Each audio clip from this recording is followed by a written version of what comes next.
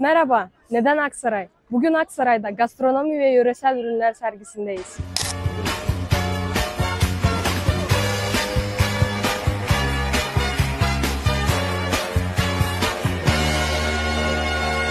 Buyurun, adım Hamiyet Boyar. Aksaray kurabiyesinde markayım.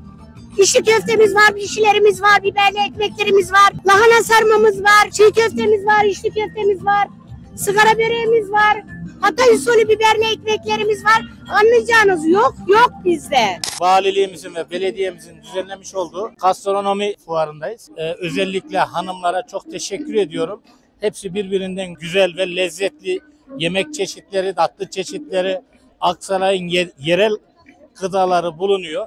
Ben burada emeği geçen öncelikle hanımlara teşekkür ediyorum. Hanım elinden geliyoruz. Ürünlerimiz çok güzel. İçli köftem var. Aksaray'ın sarı burması var. Bugün Aksaray'ın gastronomi ve yöresel ürünleri sergisindeyiz. Bugün kendimize özel has gerdan kebabımızı tanıtacağız. Ne oluyor? Gerdan kebabı sayılar. Yerden kebabı.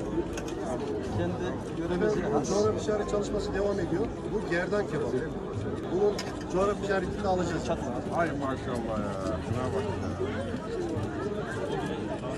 ya.